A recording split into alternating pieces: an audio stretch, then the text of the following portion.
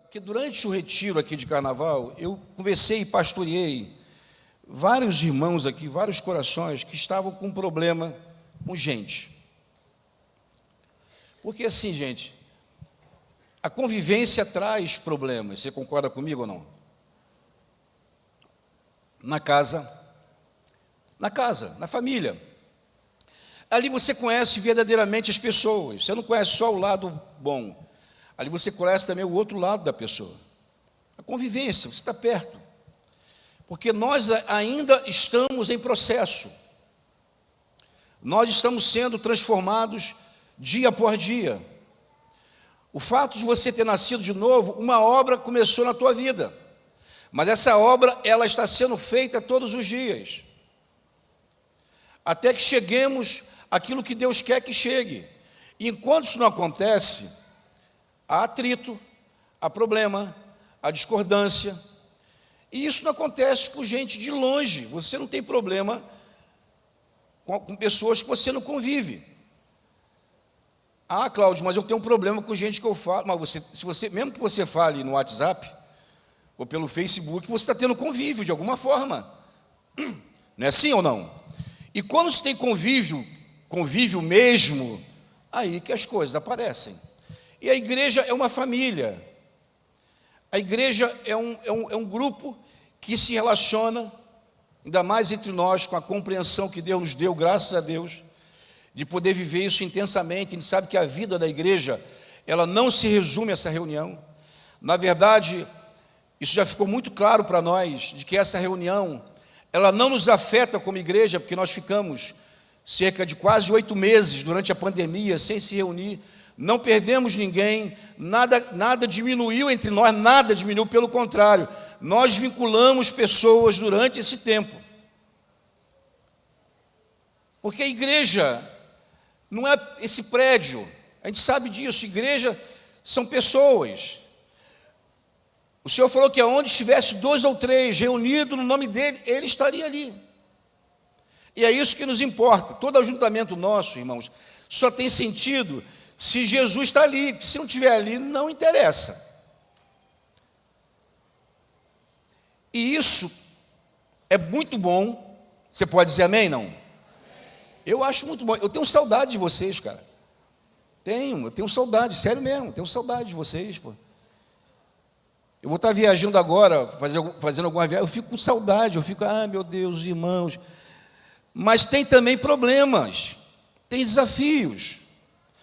Mas a gente sabe também, meus irmãos, pela palavra, que é justamente nessa relação que nós travamos uns com os outros, que Deus nos transforma, que Deus nos edifica, que Deus nos muda, ou não? O que você acha?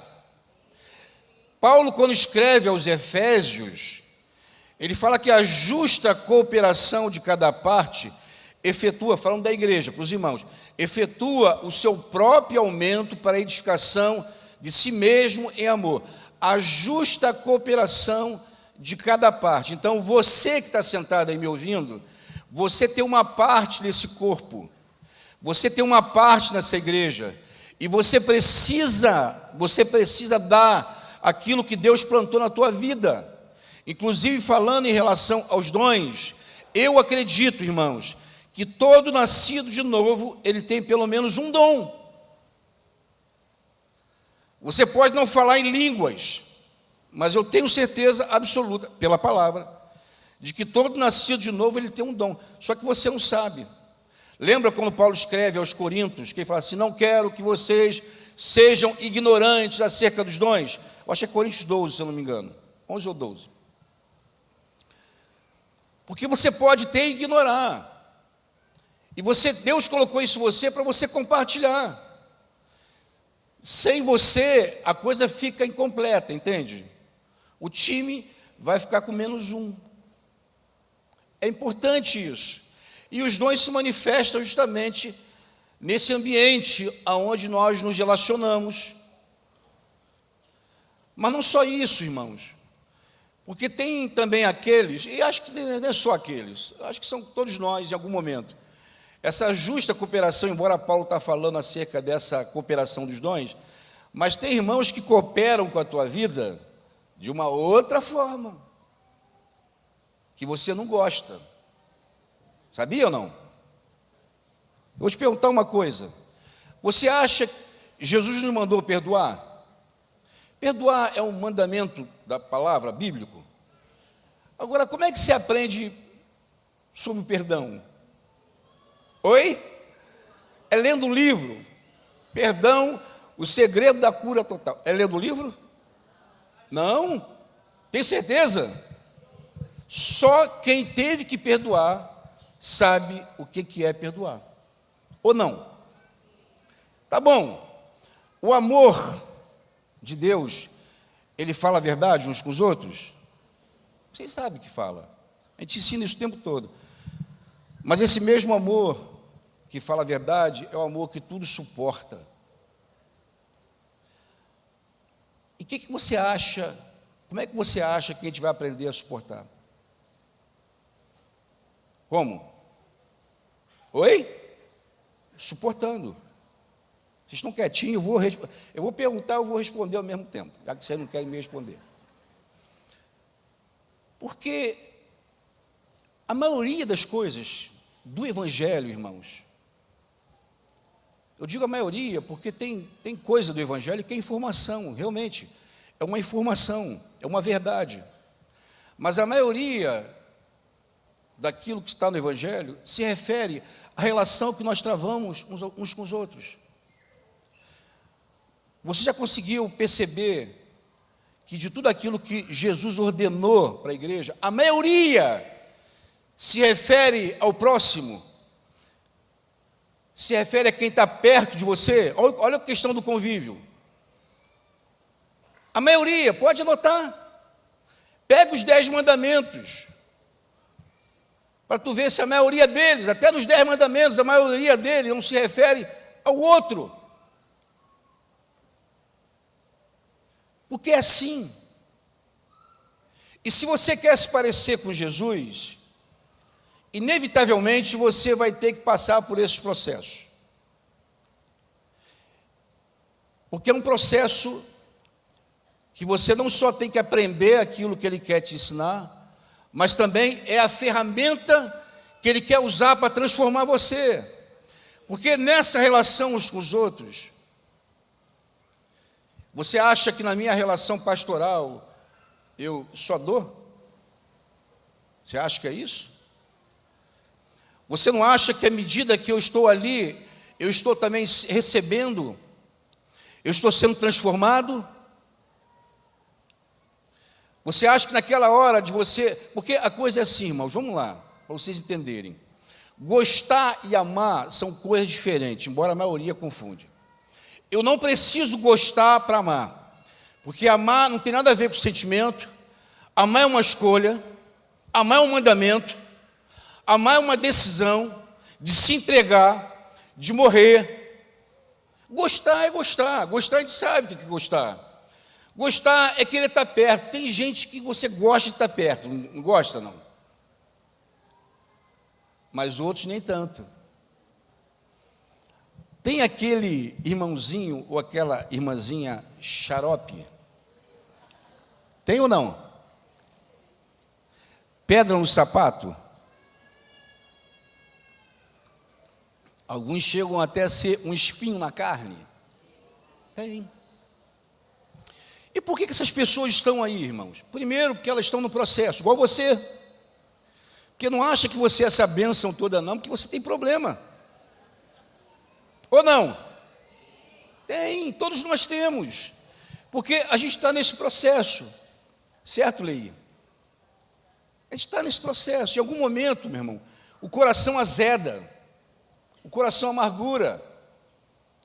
E você tem que fazer caminhos de volta, você tem que pedir perdão. Eu peço perdão agora. Recentemente, eu pedi perdão ao Vicente. Vicente está aí hoje? Cadê Vicente? Está aí, Vicente? Vicente está aí, não. Eu tive que pedir perdão a Vicente. Porque tem gente que acha que pastor é homem de ferro, né, cara? Parece que é um homem de ferro. Mas não é, irmãos, a gente também está no processo também, está aprendendo, tem que se humilhar, aquela coisa toda. Mas isso a gente não gosta.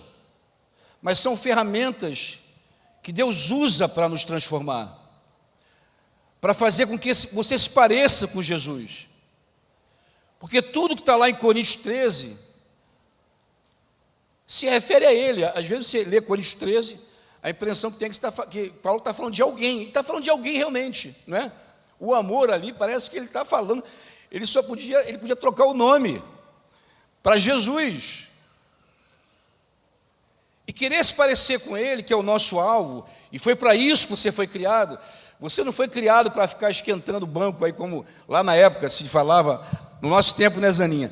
Se ele falou isso comigo hoje, Cláudio, se aponta para Zaninha, isso já virou meme no meio das irmãs. Mas é verdade, Zaninha me viu nascendo no Evangelho, Zaninha estava lá. E você não está aí para ocupar esse espaço aí, você está aí com um propósito, Deus te criou com um propósito. E o alvo de Deus para a tua vida é que você cresça e amadureça até a estatura de Cristo. E para chegar lá, irmãos, você vai ter que passar por tudo que ele passou, por tudo que ele viveu. É isso ou não? E por que eu estou falando sobre isso?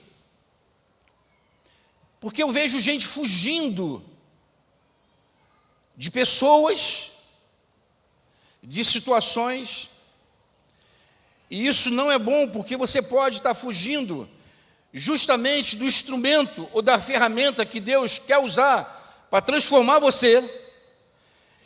E fugir de pessoas é o mesmo que fugir dele, de Deus, ou não? Oi? Você acha que não? Porque se Deus está ali, porque assim, irmãos, e eu sei disso, eu já vivi o suficiente para entender isso, por tudo que eu já passei com Deus. Existem coisas que acontecem conosco que Deus não gostaria que acontecesse. Mas elas acontecem conosco porque às vezes é a única forma de Deus nos quebrantar, de Deus nos transformar. E eu sei o que é isso.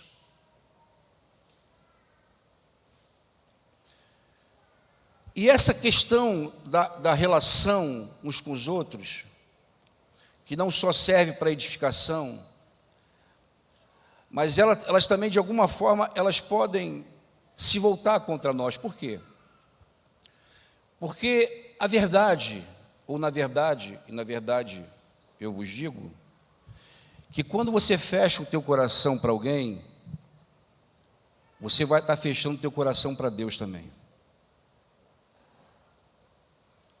Eu podia ler aqui inúmeros textos com vocês, inclusive condicionando o perdão que você precisa ao perdão que você dá. Lembra que Jesus falou sobre isso? Que se você não perdoar, você também não vai ser perdoado? Colocou nesse nível as coisas. E o que isso tem a ver comigo? Eu quero te contar um pouco, porque assim, irmãos, as coisas que a gente fala aqui, você pode ter certeza, são coisas que a gente experimenta, a gente prova na vida. Eu queria te contar uma história que aconteceu comigo. Deixa eu botar meu telefone aqui para medir o horário, porque ainda tem 3 crianças para ser apresentadas, né, Júnior? Há vários anos atrás, eu estava pensando ali, porque eu sou ruim de data pra caramba, mas assim eu começo a associar as coisas, e eu entendo que isso ocorreu mais de 10 anos, mais de uns 12 anos, porque Franco morava no Rio de Janeiro daquela primeira vez. Franco morava na Barra da Tijuca, inclusive. Só 7 anos ele ficou em Curitiba, já está uns 3 aqui, né? Assim, só aí são 10. Então eu presumo que essa história deve ter ocorrido lá, já se passaram uns 12 anos. E o que eu quero te contar? Eu não sei, eu sei que alguns aqui não sabem com certeza que eu sou pai de um filho que é PCD. Rafael, ele está aqui, entre nós aqui, ele fotografa. Rafael é o nosso filho menor, caçula. Menor que fala são os chilenos, né? Eu tenho o mais velho e tenho o Rafael, são 2 filhos. Rafael nasceu numa condição muito difícil, eu acho que muitos de vocês sabem. Minha esposa teve rubéola, com 1 mês de gravidez, toxoplasmose e catapora. E a gente soube disso logo no começo. É uma história longa, que algum dia eu conto para vocês, se eu conseguir falar, porque às vezes é difícil falar sobre isso ainda, mas é uma história assim, de muita luta. E quem estava muito perto da gente lá viu todo o nosso drama e as consequências, né, em função disso. Meu filho era muito doente, meu filho fez uma cirurgia. Detalhe, ele não só nasceu surdo, ele nasceu também com problema cardíaco. Meu filho tinha persistência de canal arterial. Com 4 aninhos, ele fez uma cirurgia no coração e fez outras. Então, é uma história de muita luta, muita angústia, muito sofrimento. E só que essa história do meu filho é a história também do meu resgate. É aquilo que eu falei com você. Deus sabe como tratar com cada um. E Deus sabe, não que Ele gostaria de fazer aquilo que vai, de fato, te quebrantar, te chamar a atenção. E na minha vida, que é uma história um pouco mais longa, que eu não pretendo contar aqui, a forma como aconteceu, a forma como Deus usou para me trazer de volta para Ele, foi nessa situação do meu filho. Parece até aquela história lá de Enos. Lembra de Enos, filho de Sete, lá no Éden? Diz que as pessoas viviam de um jeito até o dia que nasceu Enos, e diz que ali, depois que nasceu Enos, diz que as pessoas, o povo, começaram a invocar a Deus. Não antes, só depois do nascimento de Enos. Só que o interessante é que Enos, vocês sabem que os nomes, eu já falei sobre isso, os nomes na Bíblia não é nome como o nosso, é nome com significado, que carrega história, todo acontecimento. E Enos é fraco, frágil e mortal.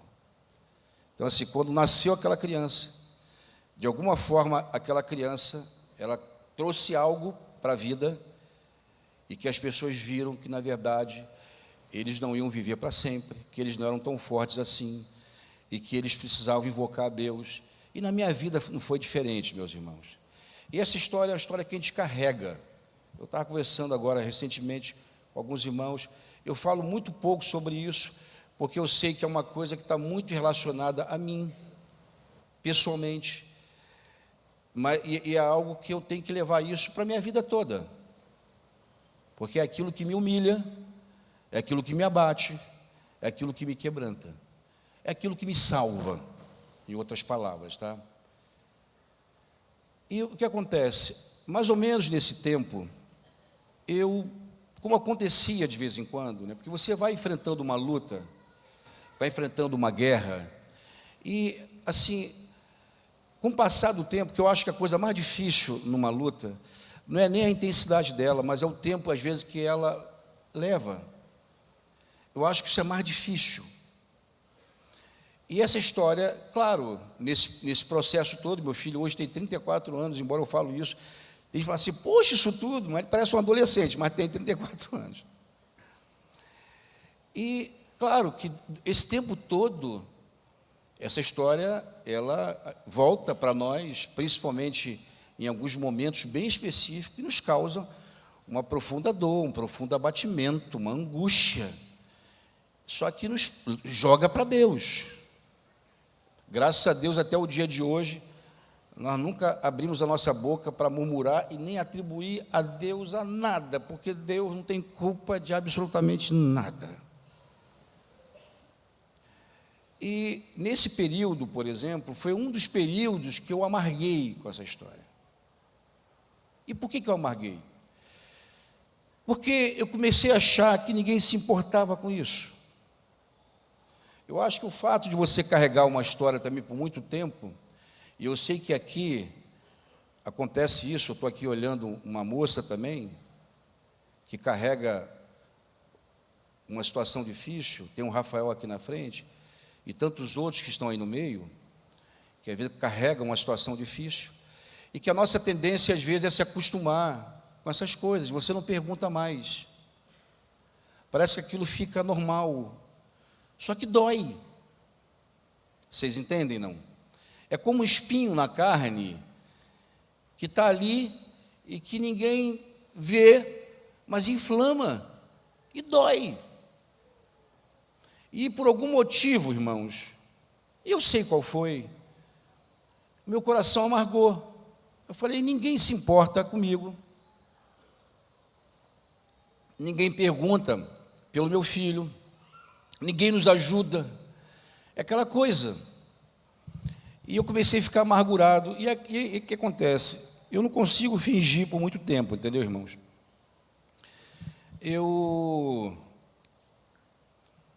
A minha amargura logo aparece.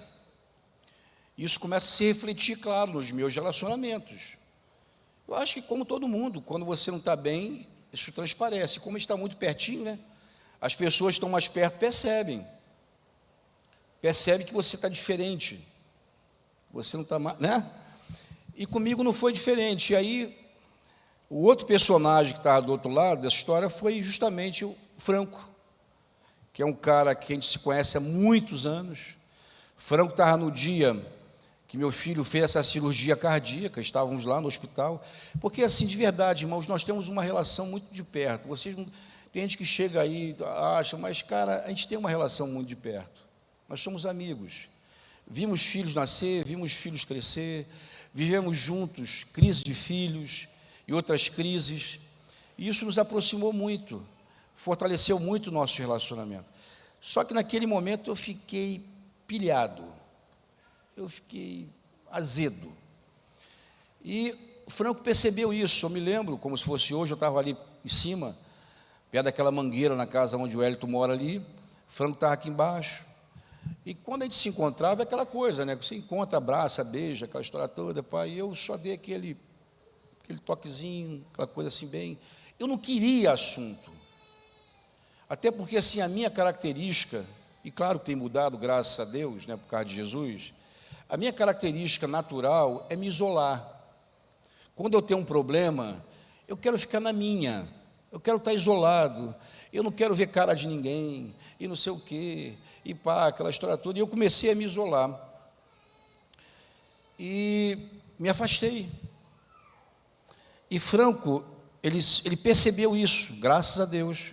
Eu sei dessa história, porque, claro, depois a gente conversou, né? Ele percebeu e o que ele fez? Ele me chamou para um café lá no apartamento dele, lá na Barra da Tijuca, onde ele morou. E nós fomos tomar um café. E quem já tomou café lá sabe daquela mesa, lembra aquela mesa lá? Denise botava aquela mesa bonita, aquele negócio todo, a gente sentava. E eu gosto de café, irmãos. Tem uma coisa que eu gosto, é café, porque o café produz bons papos, muita comunhão, não é isso? Mais do que a comida, mais do que o almoço. Parece que o pessoal fica, café é mais relax, sabe aquela coisa? Se você quer tomar um bom café, me chama que a gente vai rolar um bom papo. Eu gosto, oi? E quando o café, tem que ser em xícara, quer dizer, tem que ser, pode ser de qualquer jeito, mas eu gosto em xícara, eu gosto de uma mesa arrumada. Eu acho que foi influência da minha mulher, da minha esposa que está ali sentada ali. É bom a beça, e a mesa é lugar de comunhão. No entanto, Jesus chega lá, né, na porta da igreja lá de Laodiceia, e, poxa, bateu, pediu para entrar, deixa eu entrar, você contigo, você comigo. A mesa é lugar de muita comunhão profunda, de palavra, de coisa, e a minha experiência foi nessa bendita mesa, nesse bendito café, porque eu estava amargo, já querendo meter meu pé, querendo ir embora, ninguém me ama, ninguém me quer, e não sei o quê, e sentei na mesa, começamos a tomar aquele cafezinho, e Franco, do nada, falou assim, eu até escrevi aqui, o que ele falou, não esqueço, e vou levar isso para a eternidade. Ele disse assim, Cláudio, eu estava sentado assim do lado dele, ele falou assim, Cláudio, Deus me falou uma coisa, cara, interessante. Falei, o que foi? Ele falou assim, Deus me falou que o lugar que ele quer ser achado, encontrado, é no meio do corpo. O quê? Não, o lugar que ele quer ser achado é no meio da igreja. E é verdade, irmãos. É verdade. Aonde estiver 2 ou 3, o que Jesus falou? Que ele estaria ali. Eu estou falando que tem gente que quer ir para monte, nada contra isso, para você orar, mas é no meio da igreja, porque Deus também está entre nós. Deus está dentro de nós, que é já algo tremendo, mas quando nós nos reunimos, ele fala que além de estar dentro, ele vai estar entre. É uma outra manifestação dele. Quantas vezes você estava, olha, para baixo, e num ambiente como esse, num café, num almoço, ou qualquer outra coisa, assim, que tivesse comida, de repente alguém te dá uma palavra, alguém conta um sonho, alguém ora contigo, e aquilo ali te revigora, aquilo te fortalece, aquilo que te alimenta, porque o pão, irmãos, que Jesus multiplicou, ele se multiplicou na mão das pessoas. Não foi assim ou não? Ele só pegou e orou e entregou para os discípulos. Da mesma forma, o pão celestial, ele se multiplica de mão em mão, de boca em boca, de coração em coração. Porque Deus determinou que assim fosse. Fugir disso é fugir de Deus. E quando você se amargura com o corpo, porque é onde a gente se amargura, aonde a gente se decepciona, e você foge justamente do ambiente onde você encontraria o Senhor. Não é um prédio, não é parede, nada disso, mas é dentro, em você, é na vida de alguém, é aí que Deus escolheu habitar. Porque Deus habita o nosso coração, Ele está aqui dentro, Ele está dentro de você. E quando você foge de alguém, você pode estar fugindo disso. E eu estava assim, irmãos, e eu sei o que é isso. E para complicar a minha história, quando ouvi essa palavra, eu comecei a lembrar que naquele ano foi o ano em que eu havia mais jejuado, que eu me retirava por períodos longos para orar e jejuar. Por quê? Porque lá no começo eu comecei a perceber que aquela presença que passou a me habitar desde o dia que eu nasci de novo, e que todos os dias ela se renovava na minha vida, ela me enchia, eu já não percebia mais. E isso é uma angústia. Para quem já provou esse tipo de coisa, é uma angústia. É pior do que antes. Quando você não conhece isso, você não sabe o que é, mas depois que você conhece e você perde, é terrível, meus irmãos. É como se você tivesse um padrão alto de vida e depois tivesse que se conformar com um padrão de vida lá embaixo. E com Deus é pior ainda, porque quando Deus entra em você, Ele dilata o teu interior. E quando Ele sai, se você tinha um vazio, esse vazio é maior. Ele se torna maior. A tua angústia se torna maior. E eu comecei a chorar naquela mesa. Falei, meu Deus, eu estou procurando Jesus no lugar errado.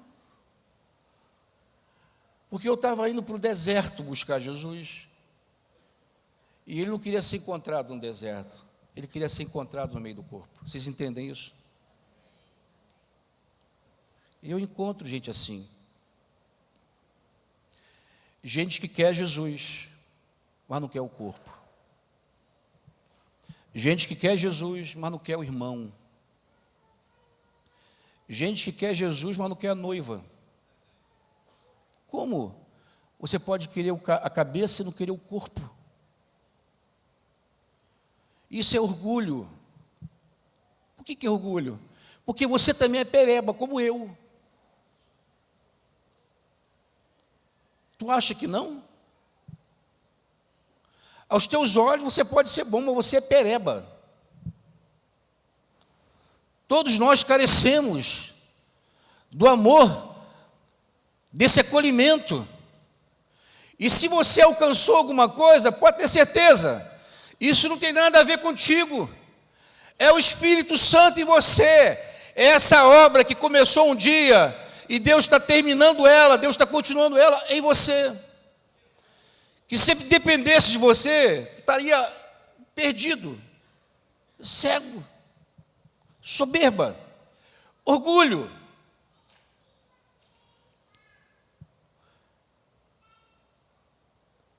Aquela tarde para mim foi salvadora, irmãos.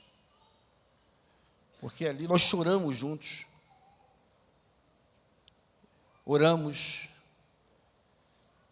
Não precisou passar um período longo de jejum e oração. E aquilo volta, porque quando eu fechei meu coração para as pessoas, e no caso ali para o próprio Franco, eu fechei meu coração para Deus, eu não sabia disso. Vocês entendem isso, não? Porque Deus não tolera esse tipo de coisa, gente. Assim como um pai, imagina você, pai ou mãe, no dia dos pais ou das mães, você tem que passar esse dia, metade do dia com o filho, e a outra metade com o outro, porque eles não se falam. Porque eles não querem se ver. Porque eles não se toleram. Seria um dia feliz para você? Você ia concordar com isso? Ia? Você ia aceitar isso de boa? Eu tenho certeza quanto que não. Agora, esse espinho na carne que você quer ver longe da tua vida, ele também é filho de Deus. Porque assim como nós, Deus tem filhos de todo tipo. De todo tipo. Gente que já amadureceu um pouquinho mais, mas gente que é carnal. Mas a gente não pode fugir dessas coisas. E eu queria falar isso contigo. Meu testemunho. Né? Aqueles dois caras ali que pediram que eu falasse. Tinha dois ocupados. Amém? É provável que você esteja aqui ouvindo essas coisas e você esteja na mesma condição que eu estava, de repente. Está amargurado, não perdoa, ou não restaura, que é outra situação, né? Porque o perdão tem dois lados. O perdão tem o lado que você precisa perdoar, mas o perdão tem um lado que você precisa pedir. E a gente sabe da consequência da falta dessas coisas na vida de alguém. Como isso retém essa presença, como a pessoa entra em cadeia. É provável que você esteja aqui me ouvindo agora, que você está nesse deserto, não sabe por quê, nada dá certo. Você que já provou algo de Deus assim muito tremendo e agora está no deserto.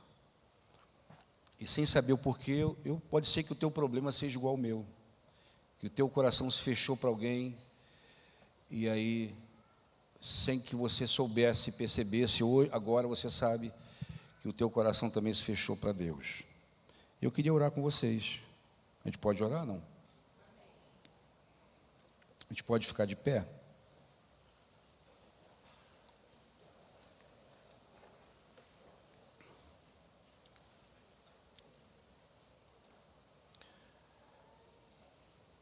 E aí, irmãos, para isso mudar,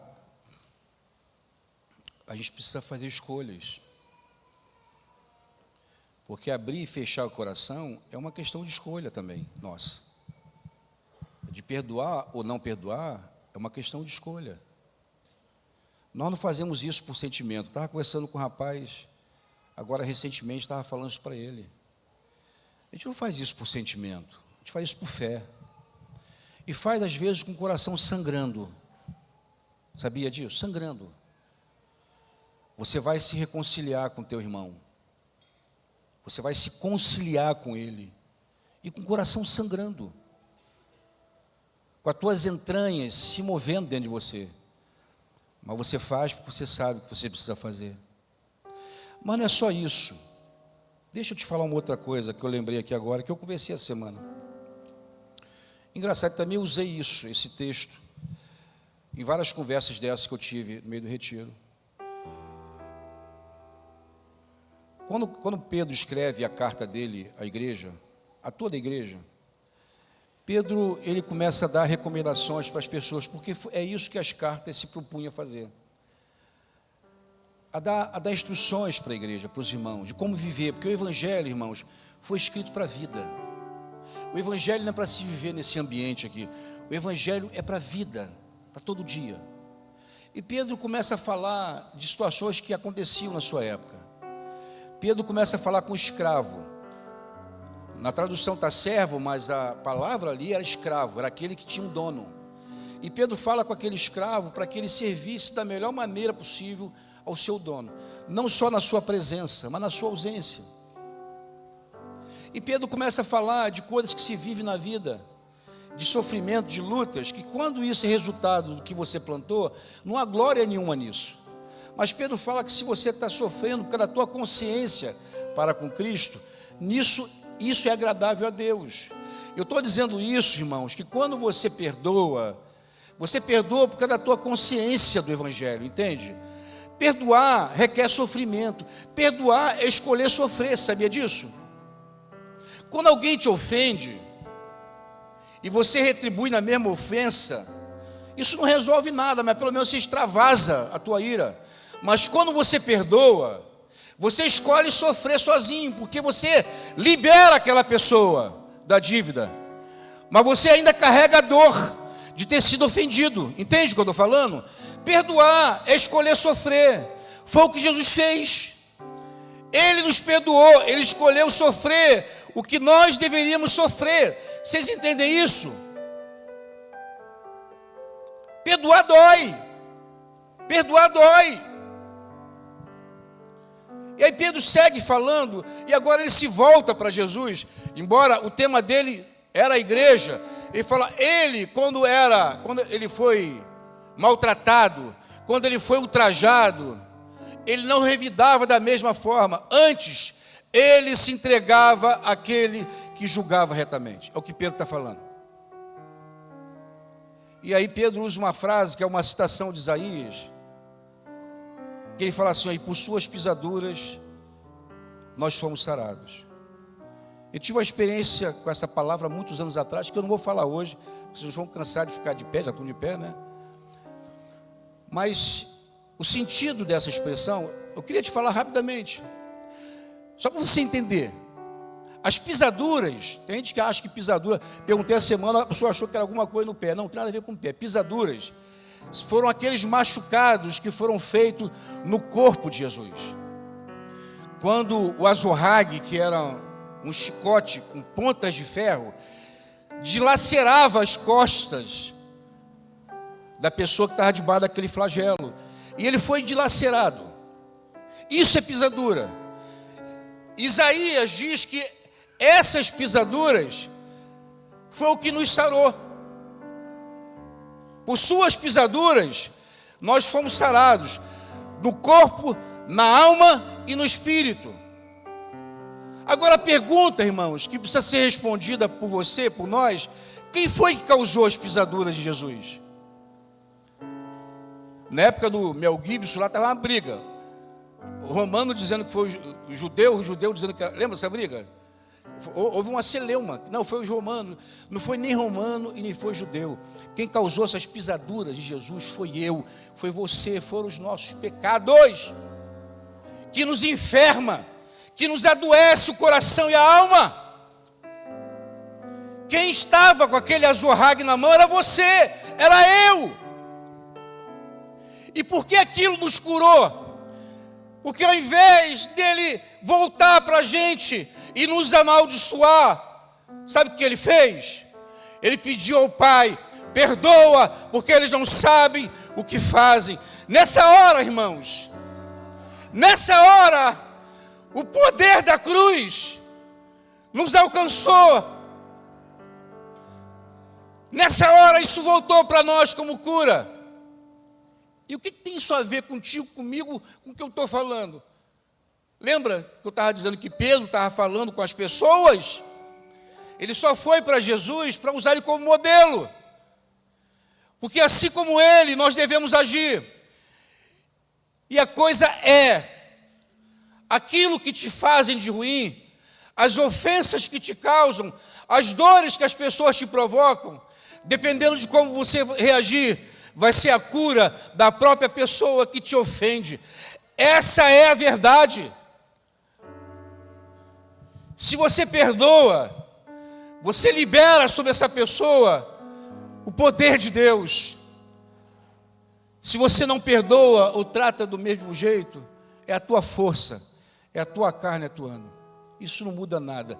Não muda nem quem te ofendeu, e muito menos você.